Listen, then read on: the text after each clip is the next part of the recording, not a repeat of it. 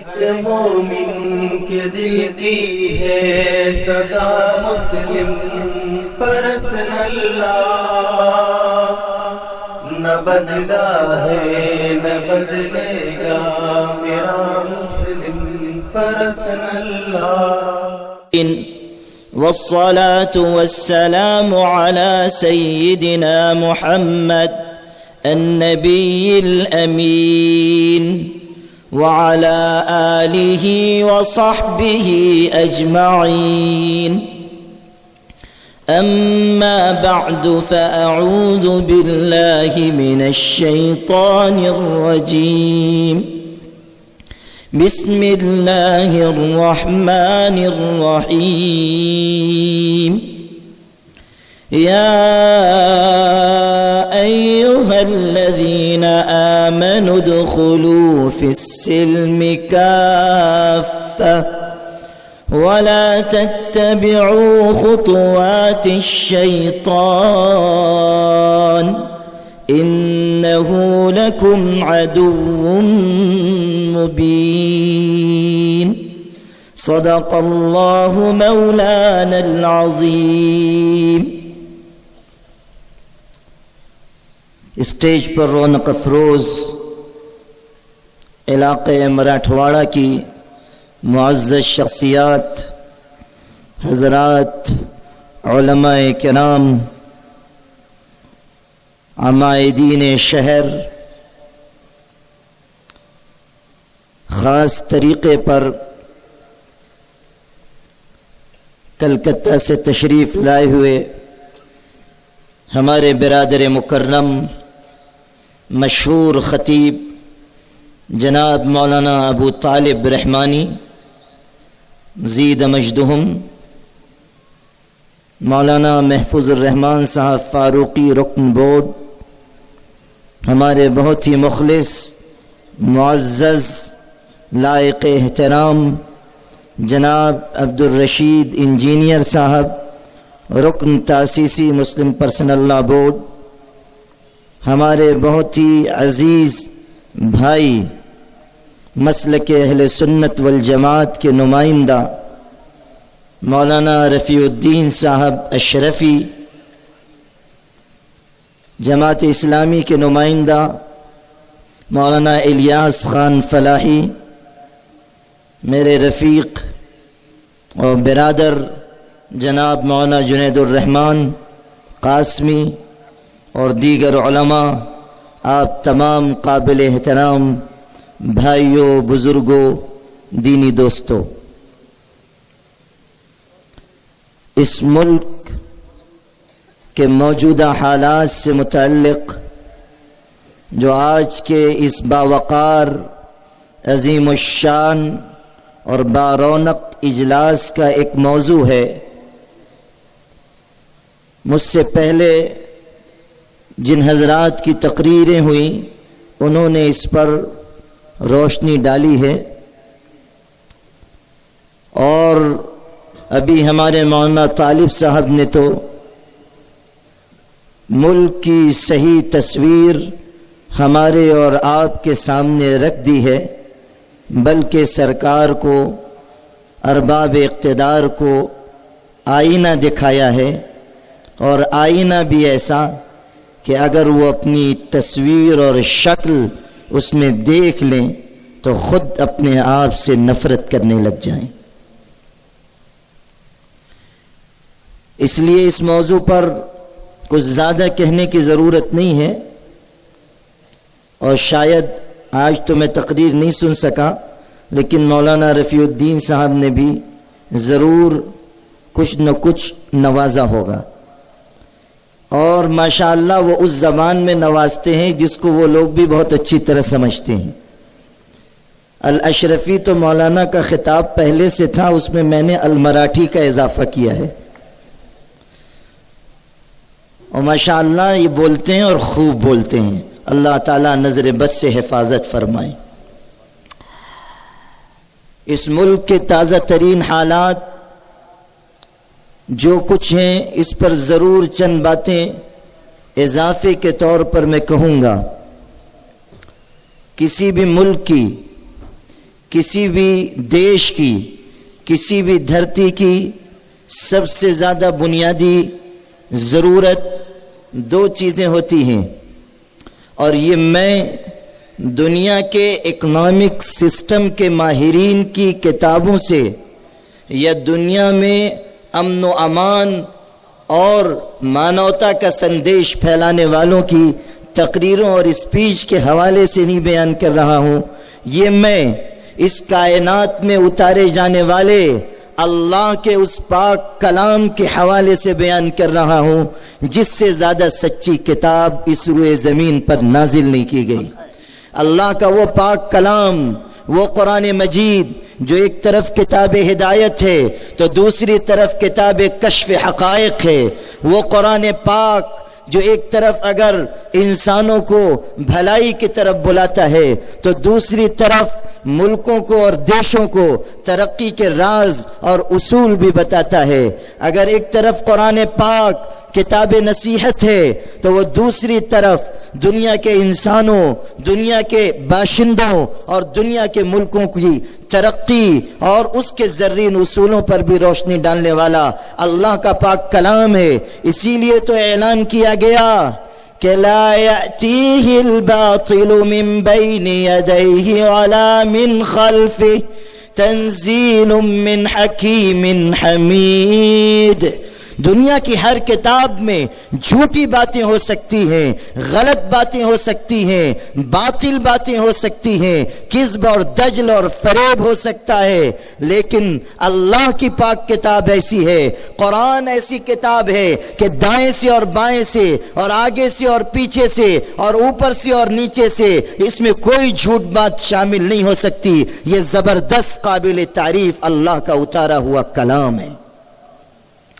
صاف اعلان کیا گیا وَمَا هُوَ بِقَوْلِ شَاعِرٍ قَلِيلًا مَا تُؤْمِنُونَ وَلَا بِقَوْلِ كَاهِنٍ قَلِيلًا مَا تَذَكَّرُونَ تَنزِيلٌ مِّن رَّبِّ الْعَالَمِينَ۔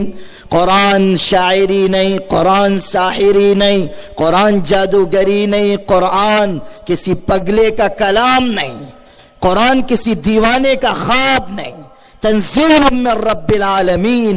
قرآن کی حیثیت تو یہ ہے کہ وہ تمام جہانوں کی پرورش کرنے والے اللہ کا اتارا ہوا کلام ہے۔ وہ کتاب ہر دیش کی دو بنیادی ضرورتوں پر روشنی ڈالتی ہے۔ آؤ قرآن میں ابراہیم علیہ السلام کی دعا پڑھو، دو مقامات پر ان کی دعا نقل کی گئی ہے، تفصیل کا موقع نہیں ہے، صرف ایک مقام کی آیت میں آپ کو سناتا ہوں۔ فرمایا گیا رب اجعل ھذا بلدا آمنا وارزق اہلہ من الثمرات من آمن منہم باللہ والیوم الآخر۔ ابراہیم علیہ السلام اللہ سے مانگتے ہیں کہ اللہ میرے اس وطن کو، اس شہر کو، مکہ مکرمہ کو امن والا شہر بنا دے، اور اس شہر کو اللہ، اس شہر کے رہنے والوں کو بہترین روزی عطا فرما۔ قرآن کہہ رہا ہے کہ ہر ملک کی دو بنیادی ضرورتیں ہیں، ایک امن و امان ہے اور دوسرے بہترین معاشی نظام ہے۔ افسوس کہ دونوں چیزیں ہمارے ملک میں تباہ و برباد ہو رہی ہیں۔ امن و امان کا بھی جنازہ نکل رہا ہے، معاشی نظام بھی تباہ ہو رہا ہے، اکنامک سسٹم ختم ہوتا چلا جا رہا ہے۔ بات کی گئی تھی، بڑے سہانے خواب دکھائے گئے تھے، بڑے بڑے وعدے کیے گئے تھے، کہا گیا تھا کہ 15 لاکھ ہر انسان اور باشندے کے اکاؤنٹ میں آئیں گے۔ سب لوگ خواب سجا کے بیٹھ گئے، جن کے اکاؤنٹ نہیں تھے انہوں نے اکاؤنٹ کھول لیے کہ من و سلوہ اترنے والا ہے، بہت جلد 15 لاکھ نازل ہونے والے ہیں۔ سب بیٹھے ہیں منتظر۔ 3.5 سال گزر گئے، 15 لاکھ کے آتے اکاؤنٹ میں جو ڈالا جا رہا ہے اس میں سے بھی پتہ نہیں کہاں مال ہڑپ ہو رہا ہے، پتہ ہی نہیں چلتا کہ موکل کھا گیا یہ جنات کھا گئے۔ اور ابھی ہمارے مولانا ابو طالب صاحب نے ذکر کیا تھا سونو نگم کا، جس نے اذان کے بارے میں گستاخی کی۔ مجھ کو یاد آ گیا کہ جب اس نے اذان کے سلسلے میں بدبختی کی بات کہی تھی تو آسام کے ایک عالم نے کہا کہ جو شخص سونو نگم کا سر مونڈ دے گا اس کو 5 لاکھ روپیہ انعام دوں گا۔ 5 لاکھ۔ سونو نگم نے اخبار میں بیان پڑھا، خود اس نے اپنا سر مونڈ لیا، تصویر سوشل میڈیا پہ وائرل کر دی اور کہا مولوی صاحب 5 لاکھ دیجئے، میں نے خود اپنا سر مونڈ لیا۔ تو آپ نے سنا ہوگا نا، مولوی آباشت کے چپ نہ شود۔ آج تک اس روئے زمین پر وہ مائی کا لال پیدا نہیں ہوا جو مولوی کو خاموش کر سکے اور اس کو کوئی مسکت جواب دے سکے۔ ان مولانا نے واپس رسید بھیجی کہ سونو نگم سے کہہ دیا جائے کہ مودی جی نے 15 لاکھ دینے کے لیے کہے تھے، ہمارا قرضہ باقی ہے، 5 لاکھ اسی میں سے آپ لے لیجئے، 10 لاکھ واپس کر دیجئے۔ ہو گیا جواب۔ اکنامک سسٹم تباہ، امن و امان کی حالت خراب، وکاس آئے گا، وکاس آئے گا، وکاس آئے گا، دور دور تک وکاس کا واو بھی نظر نہیں آ رہا ہے۔ اور میں نے کئی مرتبہ جلسوں میں کہا کہ انسان کا بچہ بھی تو 9 مہینے میں پیدا ہو جاتا ہے، یہ وکاس ایسا بچہ ہے جو 3.5 سال میں بھی پیدا نہیں ہو سکا، اور اس کے پیدا ہونے کی کوئی امید بھی نہیں ہے، اس لیے کہ بعض لوگوں کے ہاں اولاد نہیں ہوا کرتی۔ اس لیے میں صاف عرض کرتا ہوں کہ ہر دیش کو آگے لے جانے والی جو 2 بنیادی باتیں قرآن نے بیان کی، امن و امان اور بہترین معاشی نظام، یہ دونوں چیزیں ہمارے ملک سے رخصت ہوتی جا رہی ہیں۔ ایک بھیڑ کسی کے اوپر حملہ کرتی ہے، قاتلانہ حملہ، ہجومی حملہ، لنچنگ کے واقعات اس ملک میں ہو رہے ہیں۔ ایک بھیڑ بے قابو ہو کر جاتی ہے، کسی ایک شخص کے اوپر حملہ کرتی ہے، مار مار کر اس کو، تڑپا تڑپا کر اس کو ختم کر دیتی ہے۔ حافظ جنید کا قتل اگر دنیا بھول جائے تو بھول جائے، لیکن 15 سال کے پہلی مرتبہ محراب میں کھڑے ہو کر قرآن سنانے والے اور رمضان میں شہادت پانے والے حافظ جنید کے قتل کو یہ امت کبھی نہیں بھول سکے گی۔ کس رخ پر ملک کو لے جایا جا رہا ہے؟ ہم خیر خواہی سے کہتے ہیں، ہم کوئی سیاسی جماعت نہیں ہیں، ہم اپوزیشن میں نہیں ہیں۔ جو لوگ بیچارے اپوزیشن میں ہیں وہ اپنا کردار ادا کریں، ان کا جو کام ہے اہل سیاست جانیں۔ میرا پیغام محبت ہے، جہاں تک پہنچے۔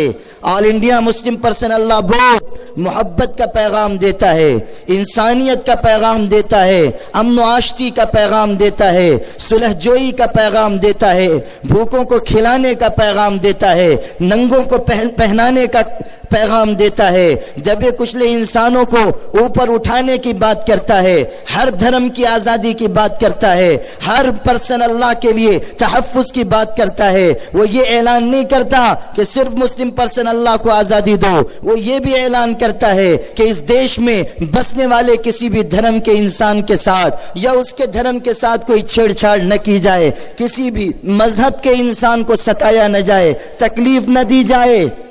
اور وہ ایسا اس ملک کے ماحول اور دباؤ کی وجہ سے نہیں کرتا، وہ ایسا اس لیے کرتا ہے کہ اس کے پیغمبر، اس پوری ملت اسلامیہ کے پیغمبر، اور اس آسمان کے نیچے اور اس زمین کے اوپر اللہ کے سب سے محبوب اور برگزیدہ بندے اور وہ شخصیت کہ جن سے زیادہ باعظمت انسان کائنات میں پیدا نہیں کیا گیا، جو وجہ تخلیق کائنات ہیں، جن کے بارے میں اقبال سہیل نے کہا تھا، لوح فطرت کے سر ورق پہ جو نام احمد رقم نہ ہوتا تو نقش ہستی ابھر نہ سکتا، وجود لوح و قلم نہ ہوتا، محفل کن فکا میں اگر وہ امام امم نہ ہوتا، زمین نہ ہوتی، فلک نہ ہوتا، عرب نہ ہوتا، عجم نہ ہوتا۔ اگر ہمیں تعلیم دی ہے تو اسی باعظمت شخصیت نے تعلیم دی ہے کہ جہاں بھی رہنا، جس ملک میں رہنا، جس وطن میں رہنا، اس سے محبت کرنا اور وطن میں بسنے والے ہر انسان کے ساتھ اچھا سلوک کرنا۔ ہمارے پیغمبر نے تو یہاں تک فرمایا کہ جب تم کسی پرندے کو، کسی جانور کو تکلیف میں دیکھو تو اس کی بھی تکلیف دور کرنے کی کوشش کرو۔ جو پیغمبر جانوروں کے ساتھ حسن سلوک کی تعلیم دے کر گیا، وہ انسانوں کے ساتھ حسن سلوک کی تعلیم کیوں نہیں دے گا؟ ہمارے آقا صلی اللہ علیہ وسلم نے اعلان فرمایا تھا، ہر انسان کے ساتھ اچھا سلوک کرنا۔ بخاری شریف اٹھا کر دیکھو، ہمارے آقا کی تفصیلی دعا، طویل دعا تہجد کے وقت کی ہماری ماں عائشہ نقل کرتی ہیں کہ تہجد کے وقت آقا یہ الفاظ اپنی دعا میں کہتے تھے. ان میں سے ایک جملہ ہے جو پوری امت کو، پوری ملت کو انسانیت کا درس دیتا ہے. آپ فرماتے تھے تہجد کے وقت اللہ کے آگے اپنا دست مبارک دراز کر کے اللہم انی اشہد ان العباد کلہم اخوہ، اللہ میں گواہی دیتا ہوں رات کی اس تاریکی میں کہ کائنات کے تمام انسان، چاہے وہ کسی زبان کے بولنے والے، کسی تہذیب کے ماننے والے، کسی کلچر کے ماننے والے، کسی دھرم پہ چلنے والے ہوں، وہ سب کے سب آپس میں بھائی بھائی ہیں. یہ انسانیت کا درس دے کر آپ گئے ہیں. اس لیے ہم کسی دباؤ میں بات نہیں کرتے اور مسلمانوں سے یہ توقع بھی نہیں رکھنی چاہیے کہ وہ دباؤ میں بات کریں گے، اس لیے کہ دب جانے والی قومیں دوسری ہوتی ہیں. ہم کو اللہ نے اس ملک میں بھی اور پوری دنیا میں بھی شجاعت اور بہادری دے کر پیدا کیا ہے. ہم دبتے نہیں ہیں، ہم دوسروں کو دبانا جانتے ہیں.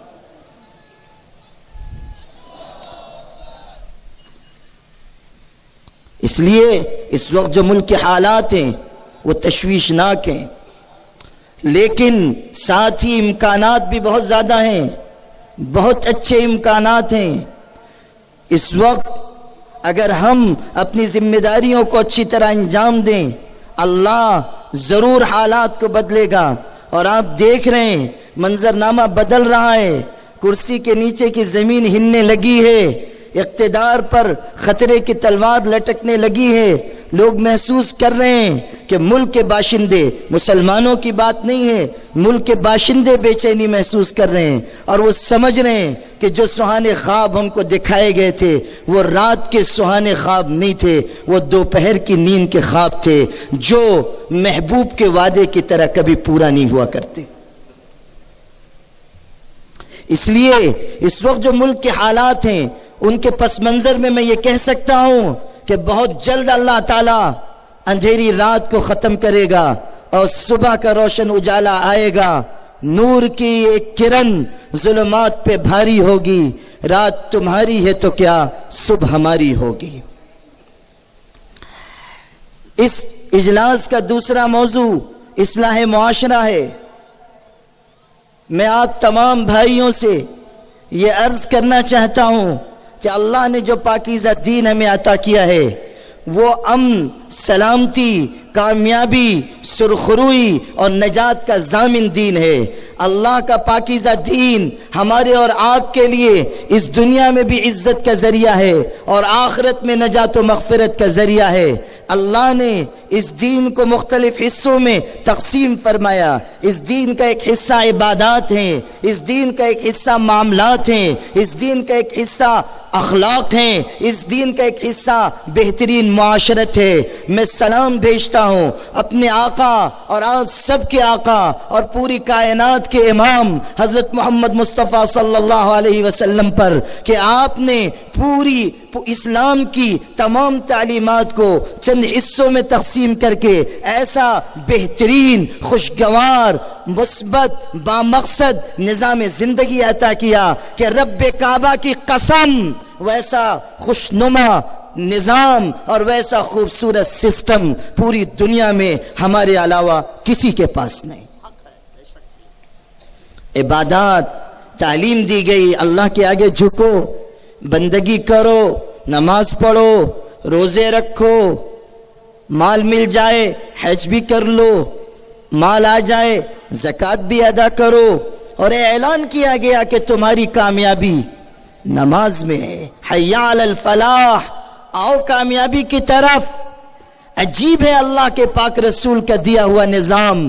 دنیا یہ سمجھتی ہے کہ سر اٹھانے میں کامیابی ہے، تخت و تاج میں کامیابی ہے. ہمارے آقا سکھا رہے ہیں کہ دنیا داروں کی کامیابی سر اٹھانے میں ہے، تم مسلمانوں کی کامیابی مسجد کی پھٹی ہوئی چٹائیوں پر اپنی پیشانی جھکا دینے میں. وَأَقِيمُوا الصَّلَاةَ وَآتُوا الزَّكَاةَ وَارْكَعُوا مَعَ الرَّاكِعِينَ. نماز قائم کرو، زکوٰۃ ادا کرو رکوع کرنے والوں کے ساتھ رکوع کرو، یعنی با جماعت نماز ادا کرو، ایک صف میں کھڑے ہو جاؤ، امتیاز بھلا دو، تفریق مٹا دو، یہ امیر یہ غریب، یہ عالم یہ جاہل، یہ بادشاہ یہ رعایا، یہ بڑا یہ چھوٹا، یہ اونچی ذات کا یہ نیچی ذات کا، یہ سب بھلا دو اور صاف سمجھ لو کہ نماز کا یہ پیغام ہے کہ الناس سواسیۃ کاسنان المشط، دنیا کے تمام انسان اسی طرح برابر ہیں جس طرح کنگھی کے دندانے آپس میں برابر ہوتے ہیں۔ ہمارے آقا نے کیسی زبردست تعلیم دی کہ آؤ نماز کی طرف، اور اعلان کر دیا کہ نماز میں کامیابی ہے۔ لیکن افسوس مسلمانوں کہ ہم نمازوں سے دور ہو گئے، جلسے ہم سن رہے ہیں، مجلسوں میں شریک ہو رہے ہیں، نعرے تکبیر لگا رہے ہیں، لیکن اللہ کے بندو اپنے دل پر ہاتھ رکھ کے ذرا سوچو کہ اس بھرے مجمع میں ہزاروں کے اجتماع میں کتنے مسلمان ہیں جو روزانہ باجماعت فجر کی نماز ادا کرتے ہیں؟ کتنے لوگ ہیں جو روزانہ اللہ کے حضور میں تہجد کی نماز کے وقت ہاتھ باندھ کے کھڑے ہوتے ہیں اور ان کے گرم آنسو چٹائی پر گرتے ہیں، مصلی میں جذب ہوتے ہیں۔ اس وقت اس امت سے دو چیزیں بہت کم ہو گئیں، ایک چیز اللہ کے دین کی تڑپ اور دوسری چیز اللہ کے آگے رونے کا مزاج۔ بیوی شوہر کے آگے رو رہی ہے، شوہر بیوی کے آگے رو رہا ہے، ماں باپ کے آگے اولاد رو رہی ہے، ماں باپ اولاد کے آگے رو رہے ہیں، لیکن بندے اللہ کے آگے رونا بھول گئے، اللہ کے آگے آنسو بہانا ہم بھول گئے۔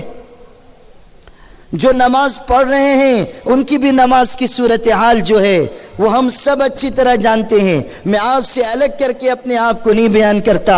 اپنے نفس کی پاکیزگی یا پارسائی کوئی بیوقوف انسان ہی بیان کرے گا۔ ہم سب گنہگار بندے ہیں، ہم سب غفلت میں پڑے ہوئے ہیں، ہم جانتے ہیں ہماری نماز کیسی ہے۔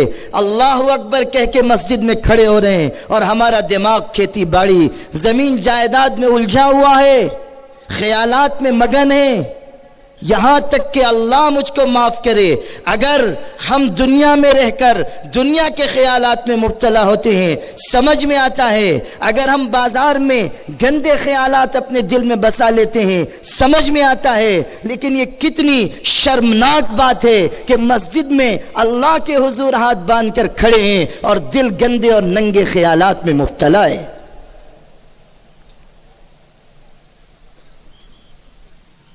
اللہ کے بندو اپنی ذات پر غور کرو، سوچو کہ ہماری نمازیں کیسی ہیں۔ قرآن اعلان کر رہا ہے قد افلح المؤمنون الذین هم فی صلاتهم خاشعون، وہ مسلمان کامیاب ہوئے جو اپنی نمازیں دھیان سے پڑھنے والے ہیں۔ کہاں گیا دھیان؟ اللہ میرے والد ماجد رحمت اللہ علیہ کی قبر کو نور سے بھر دے، وہ فرمایا کرتے تھے کہ ہماری نماز تو ایسی ہے کہ نماز میں رکوع میں جھکنے لگے اور 5 روپے کا ڈالر جیب سے زمین پر گر گیا اور ذرا چلتا ہوا پڑوس والے کی طرف جانے لگا تو ہم نماز میں کھانستے ہیں۔ اس کا ترجمہ کیا ہے؟ بازو والے کو کہتے ہیں خبردار، دیکھنا بھی نہیں میرا پیسہ ہے، تنبیہ۔ اتنا خیالات میں منہمک ہو جاتے کہ پتہ ہی نہیں چلتا کہ کتنی رکعت نماز ہوئی۔ جب امام کے ساتھ امام نے سلام پھیر دیا اور چند رکعت چھٹی ہوئی ہے، اب کھڑے ہوئے نماز بقیہ رکعتیں دہرانے کے لیے، تو سوچ رہے ہیں کہ کتنی رکعت امام کے ساتھ پڑھی اور کتنی چھوٹ گئی۔ تو ہم بھی تو ماشاءاللہ عقل مندوں کے امام ہیں۔ جب عقل بٹ رہی تھی تو دوسرے لوگ تو چھوٹے چھوٹے کٹورے لے کے گئے تھے، ہم سلیمان علیہ السلام والی جناتوں کی دیگ لے کے گئے تھے۔ تو ہم خیال کرتے ہیں کہ یہ جو میرا پڑوسی ہے یہ بھی تو میرے ساتھی نماز میں شریک ہوا تھا نا، اس کی جتنی چھٹی ہوگی اتنی تو میری بھی چھٹی ہے، تو جتنی یہ پڑھے گا اتنی میں پڑھوں گا۔ تو اس دن ذرا لمبی رکعت پڑھتے ہیں تاکہ بازو والا رکوع کرے۔ مصیبت اس وقت ہوتی ہے جب بازو والا بھی یہی سوچ لیتا ہے کہ اس بازو والا جتنی پڑھے گا اتنی میں پڑھوں گا، پھر دونوں لمبی رکعت پڑھتے ہیں، ایک سورہ بقرہ دوسرا سورہ آل عمران۔ دونوں ہی رکوع نہیں کرتے، کھڑے ہوئے ہیں انتظار میں کہ یہ جھکے تو میں جھکوں، اور وہ سوچتا ہے یہ جھکے تو میں جھکوں۔ اللہ اکبر، ہماری نماز، یہ حالت ہے ہماری نماز کی۔ آقا علیہ السلام نماز پڑھتے تھے تو اتنے ڈوب جاتے تھے، آنکھوں سے آنسو بہتے تھے اور موتیوں کی طرح داڑھی مبارک سے زمین پر گرتے تھے، پیروں پر ورم آ جاتا تھا، اتنی دیر دیر تک نماز میں کھڑے ہو کر قرآن پڑھتے تھے، پیر نیچے سے پھٹ جاتا تھا۔ مائی عائشہ کہتی ہیں حتی تورمت قدما، اتنا لمبا قیام کرتے تھے کہ پیر پر سوجن آ جاتی تھی۔ ایک دن میں نے عرض کیا اللہ کے پاک رسول آپ اتنی مشقت کیوں برداشت کرتے ہیں، آپ تو بخشے بخشائے ہیں؟ تو آقا نے جواب دیا تھا افلا اکون عبدا شکورا، عائشہ کیا میں اللہ کا شکر گزار بندہ نہ بنوں؟ کیا میں اللہ کا شکر گزار بندہ نہ بنوں؟ تو نماز پورا اہتمام کیجیے۔ آج اس اجتماع سے عہد کر کے جائیے کہ آج سے 5 نماز با جماعت مسجد میں ادا کریں گے انشاءاللہ، اور دھیان والی نماز سیکھیں گے۔ معاملات کی صفائی بھی بہت ضروری ہے، صرف عبادات نہیں، معاملات کی صفائی بھی بہت ضروری ہے۔ آج ہمارا دیندار، نمازی، تلاوت کرنے والا جب اس کی تجارت کی طرف دیکھیے تو پتہ چلتا ہے کسی کا مال دبا لیا ہے، کسی کی زمین ہڑپ کر لی ہے، یہاں تک کہ کتنے ایسے بد نصیب ہیں جو اپنی غریب مجبور بہنوں کا وراثت کا حصہ دبا کر بیٹھے ہوئے ہیں اور ہر سال حج اور عمرہ کے لیے چلے جاتے ہیں، بہن کا حصہ نہیں دے رہے، پڑوسی کے ساتھ برا سلوک کر رہے ہیں۔ حالانکہ عبادات سے زیادہ معاملات کی صفائی، معاملات کی صفائی جنت تک پہنچانے کا ذریعہ ہے۔ ہو سکتا ہے کہ معاملات کی صفائی عبادات کی کمی کے باوجود آپ کو جنت تک پہنچا دے، اور ممکن ہے کہ عبادات کی کثرت کے باوجود معاملات کی خرابی آپ کو منہ کے بل جہنم میں گرا دے۔ معاملات کی صفائی، اللہ اکبر۔ شاہ عبدالعزیز محدث دہلوی عظیم عالم گزرا ہے اس ملک کا، شاہ ولی اللہ کا فرزند و جانشین، انہوں نے بیان فرمایا ہمارے گھر میں شاہ ولی اللہ کے خاندان میں ایک نوکرانی تھی، بوڑھی ہو چکی تھی، خدمت کرتے کرتے اس کی عمر کٹی تھی، گھر کے سب لوگ اس کی عزت کرتے تھے، اس لیے کہ وہ بوڑھی نوکرانی ہمارے ہی گھر میں بوڑھی ہوئی اور اس نے بڑی خدمت کی تھی۔ ملفوظات شاہ عبدالعزیز اٹھا کر دیکھو، فرمایا کہ جب اس کے مرنے کا وقت آیا، ان پڑھ تھی، بظاہر بہت عبادت گزار بھی نہیں تھی، کبھی نماز پڑھ لی، کبھی چھوڑ دی، کبھی روزہ رکھ لیا، کبھی چھوڑ دیا، لیکن خدمت گزار نوکرانی تھی۔ مرنے کا وقت آیا، الف کا نام بھالا نہیں جانتی تھی، فارسی بھی اچھی نہیں بول پاتی تھی، عربی تو جانتی ہی نہیں تھی، لیکن مرتے دم جب نزا کی حالت تھی، سکرات کا وقت تھا، تو اس وقت اس کی زبان پر عربی کا جملہ جاری ہو گیا، بشارت کا جملہ۔ وہ پکار پکار کر کہتی تھی لا تخافی ولا تحزنی، مت غم کرنا، وہ عورت مت غم کرنا، مت رنجیدہ ہونا۔ شاہ عبدالعزیز کہتے ہیں کہ ہمارے چچا شاہ اہل اللہ کو بلایا گیا کہ نوکرانی عربی بول رہی ہے، مرتے وقت وہ بھی بشارت کا جملہ زبان سے نکل رہا ہے۔ وہ تشریف لائے، انہوں نے پوچھا کہ تم تو عربی نہیں جانتی ہو، یہ کیسے تم کہہ رہی ہو، تمہاری زبان پر یہ جملہ کیسے جاری ہے؟ اس عورت نے کہا، کان کھول کر سنو بھیڑ کے مسلمانوں، اس نوکرانی نے مرتے دم کہا قسم پاک پروردگار کی میری زبان پر یہ جملہ خود بخود نہیں آیا ہے، فرشتوں کی ایک جماعت کھڑی ہے جو مجھ کو یہی الفاظ کہہ رہی ہے اور کہتی ہے کہ اس کو دہراؤ، لا تخافی ولا تحزنی۔ پڑھو مسلمانوں قرآن جس میں بشارت کے الفاظ اتارے گئے، ان الذین قالوا ربنا اللہ ثم استقاموا تتنزل عليهم الملائكة ألا تخافوا ولا تحزنوا وأبشروا بالجنة التي كنتم توعدون۔ کہ جن لوگوں نے کہا کہ ہمارا رب اللہ ہے اور پھر وہ اس پر جم گئے، مستقیم ہو گئے، ثابت قدم رہے، ایمان کے تقاضوں کو پورا کیا، اللہ کے فرشتے آسمانوں سے اتر کر آتے ہیں اور کہتے ہیں مت ڈرنا اور مت غم کرنا، جنت کی خوشخبری لینا جس کا اللہ نے تم سے وعدہ کیا ہے۔ وہ الفاظ زبان پر جاری ہو گئے۔ پوچھا کیسے آ گئے زبان پر الفاظ؟ کہا فرشتوں کی جماعت ہے مجھ سے کہلوا رہی ہے۔ حضرت نے کہا ذرا پوچھو کس عمل کے بدلے میں یہ مقام ملا ہے؟ اس نے فرشتوں سے پوچھا، پھر کہا کہ یہ فرشتے کہہ رہے ہیں کہ یاد کر سخت سردیوں کے دن میں ایک مرتبہ تو بازار سے سودا لانے گئی تھی، گھر کا سامان لانے گئی تھی، بازار سے سامان خرید کر لائی، اس میں ایک ڈبہ بھی تھا، گھی کا ڈبہ، گھی سردی کی وجہ سے جمع ہوا تھا، گھر آ کر جب تو نے اس گھی کو پگھلایا تو اس کے اندر سے تہ میں سے 1 روپیہ نکلا تھا۔ اس زمانے میں 1 روپے کی بڑی قیمت تھی، تیرے دل میں یہ خیال آیا کہ اس کو چھپا لے، تیرے بچوں اور اولاد کے کام آ جائے گا۔ پھر اچانک خیال آیا کہ میرا اللہ مجھ کو دیکھ رہا ہے اور وہ قیامت کے دن اس کے بارے میں مجھ سے سوال کرے گا، میں کیا جواب دوں گی قیامت کے دن؟ بس اس خوف کی وجہ سے تو نے وہ پیسہ، وہ روپیہ اس دکاندار کو لے جا کر دے دیا تھا کہ تیرے گھی کے ڈبے میں یہ روپیہ ملا ہے۔ سن اللہ کی بندی، جس دن تو نے وہ 1 روپیہ لے جا کر دکاندار کو واپس کیا تھا، اسی دن رب العالمین نے فیصلہ کر دیا تھا کہ تو جنتی عورت ہے۔ یہ ہے معاملات کی صفائی۔ اللہ کے بندو معاملات کی صفائی سیکھو۔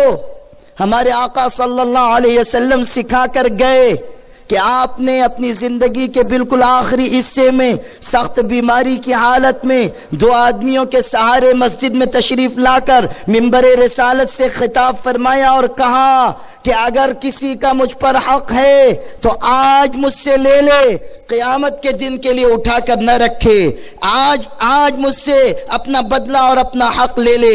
صحابہ پر سکوت طاری ہو گیا۔ اچانک اسید ابن حضیر رضی اللہ عنہ مجمع میں کھڑے ہو گئے، انہوں نے کہا اللہ کے پاک رسول میرا ایک حق آپ پر ہے، میں آج واپس لینا چاہتا ہوں۔ فلاں جنگ میں ہم گئے ہوئے تھے، آپ صفیں درست کر رہے تھے، میں سب سے کچھ آگے نکلا ہوا تھا، آپ نے میرے پیٹ میں انگلی چبو کر مجھ کو پیچھے کیا تھا، وہ تکلیف مجھ کو یاد ہے، میں آج اس کا بدلہ لینا چاہتا ہوں۔ صحابہ حیران رہ گئے، اسید پاگل ہو گیا ہے، یہ کیسی بات کہہ رہا ہے، اتنی معمولی تکلیف، حضور اتنے بیمار ہیں اور یہ اسید ابن حضیر ایسی بات کہہ رہے ہیں، لیکن قربان جاؤں میں، 1000 جانیں میری قربان ہو ہمارے آقا حضرت محمد صلی اللہ علیہ وسلم پر کہ آپ نے پیشانی پر شکن لائے بغیر فرمایا اسید آگے آؤ، اپنا بدلہ لے لو۔ وہ آگے آئے، انہوں نے کہا اللہ کے پاک رسول جب آپ نے پیٹ میں انگلی چبھوئی تھی اس وقت میرے پیٹ پر کپڑا نہیں تھا، آپ بھی شکم مبارک سے کپڑا ہٹائیے۔ آقا نے کپڑا ہٹا دیا،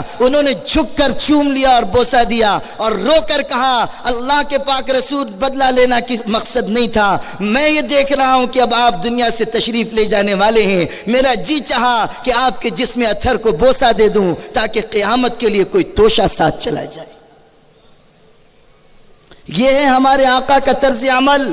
آپ دنیا سے تشریف لے گئے، پردہ فرما گئے تو آپ کے خاندان کے لوگوں نے اعلان کیا کہ کسی کا حق ہو آ کر لے جائے، جب تک علی زندہ رہے اعلان کرتے رہے رضی اللہ عنہ۔ ان کے بعد حضرت امام حسن رضی اللہ عنہ اعلان کرتے رہے، ان کے بعد امام حسین اعلان کرتے رہے۔ ہر سال حج کے موقع پر ایک منادی عرفات کے میدان میں پکارتا تھا، اٹھاؤ طبقات ابن سعد اور پڑھو کہ اس میں لکھا ہوا ہے، ہر سال منادی پکارتا تھا کسی کا کوئی حق ہو ہم آل رسول سے آ کر لے جائے، اور جو بھی آتا تھا اس کو نوازا جاتا تھا۔ سن 61 ہجری میں جب حسین رضی اللہ عنہ کو کربلا کے میدان میں ظالمانہ طریقے سے شہید کر دیا گیا، تب جا کر یہ سلسلہ رکا۔ آقا علیہ السلام کے وصال کے 50 سال بعد تک آپ کے گھر کے لوگ اعلان کرتے رہے، ہے کوئی صفائی معاملات کی نظیر اور مثال جو اس مثال کے مقابل لائی جا سکے؟ صفائی معاملات۔ تیسری چیز اخلاق۔ ہمارے آقا صلی اللہ علیہ وسلم نے فرمایا ان من اکمل المؤمنین ایمانا احسنهم اخلاقا والطفهم باہلہ۔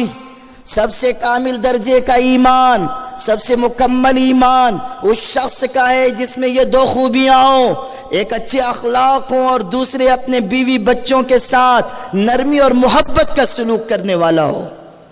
یہ 2 صفات۔ کمال ایمان لمبے کرتے کا نام نہیں ہے، مسواک کا نام نہیں ہے، میٹھا کھانے کا نام نہیں ہے، ہم نے تو ماشاءاللہ اپنے فائدے والی سب سنتیں لے لی. میٹھا کھاؤ، قیلولہ، ماشاءاللہ جس کو دیکھو حضرت قیلولہ سنت ہے نا.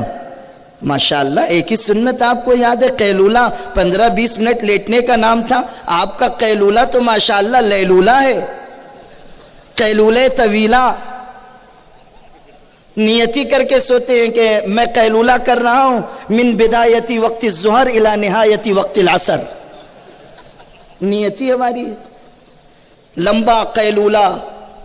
اور یہ سنت ہم کو یاد نہیں رہی کہ بیوی بچوں کے ساتھ اچھا سلوک کرنا ہے. یہ سنت یاد نہیں رہی کہ پڑوسی کا ہاتھ بٹانا ہے. یہ سنت یاد نہیں رہی کہ غریب کا بوجھ اپنی پیٹھ پر اٹھانا ہے. یہ سنت یاد نہیں رہی کہ مکہ مکرمہ کی ایک بوڑھی خاتون کا مکے کی چلچلاتی دھوپ میں بوجھ اٹھا کر اس کے گھر تک پہنچانے والی شخصیت کا نام محمد الرسول اللہ ہے صلی اللہ علیہ وسلم. اور جب آپ نے بوجھ پہنچایا، اس بوڑھی نے پلٹ کر کہا، او شریف نوجوان، تو یہ بوجھ اٹھا کر لایا ہے، ایک نصیحت کرتی ہوں. مکے میں ایک شخص پیدا ہوا ہے جو باپ دادا کے دین سے پھیر دیتا ہے، اس کی باتوں میں جادوگری ہے، اس کے قریب نہ جانا.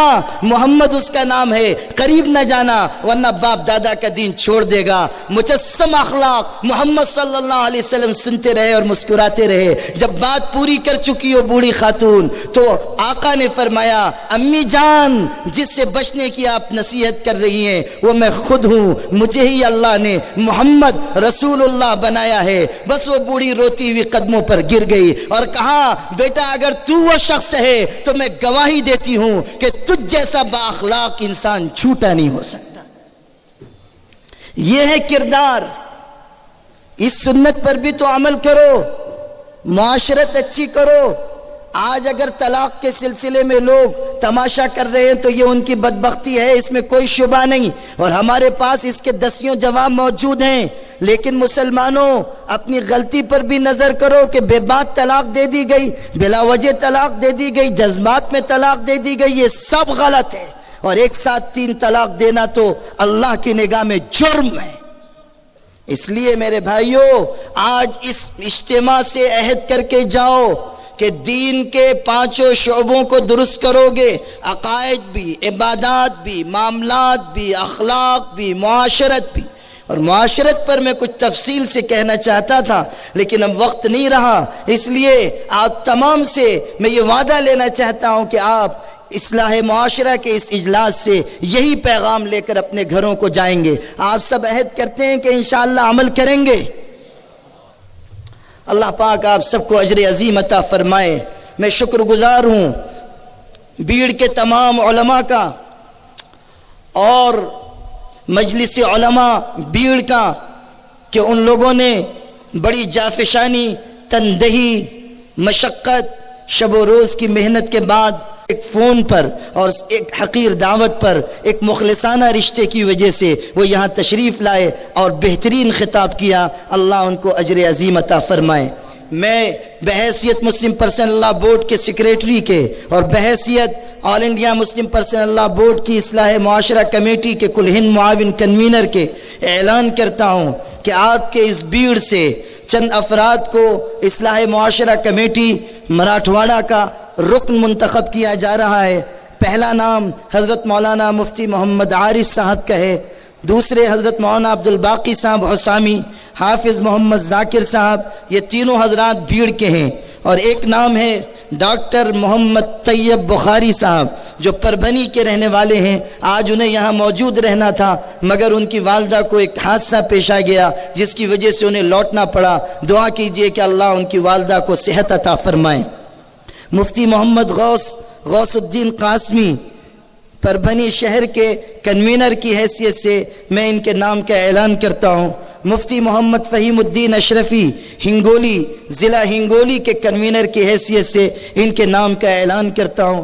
مراٹھواڑہ کمیٹی بڑھائی جا رہی ہے، آپ تمام حضرات اس میں تعاون کریں، بورڈ کا ہر طرح ساتھ دیں اور بورڈ کی اجتماعیت اور وحدت کو مضبوط کرتے جائیں. اور آپ اس بات کو یاد رکھیں کہ ہم مختلف مسالک جماعتوں اور تنظیموں میں بٹے ہونے کے باوجود وحدت کلمہ کی بنیاد پر ایک ہیں۔ یہ آل انڈیا مسلم پرسنل لاء بورڈ کا زبردست پیغام ہے جس کو گلی محلے اور سماج کے ایک گھر میں عام کرنے کی ضرورت ہے۔ مجھے امید ہے کہ آج اس بامقصد اجلاس سے آپ جذباتی نعرے، جذباتی وعدے، جذباتی پیغام لے کر نہیں جائیں گے، یہاں سے اصلاح کا، اپنی ذات، اپنے معاشرے کی اصلاح کا اور آل انڈیا مسلم پرسنل لاء بورڈ کی قیادت پر اعتماد کا پیغام لے کر جائیں گے۔ ہمارے مفکر اسلام حضرت مولانا سید محمد ولی صاحب رحمانی دامت برکاتہم اس تحریک کو ملک کے ایک ایک گوشے، ایک ایک کونے اور ملک کے ایک ایک حصے میں پہنچانے کے لیے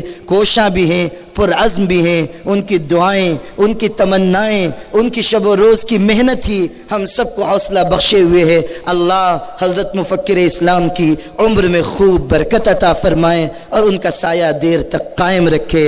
وآخر دعوانا ان الحمد للہ رب العالمین۔ ہند میں انوکھا مرکز تحفظ دین، یہ دین کا ترجمہ ہے۔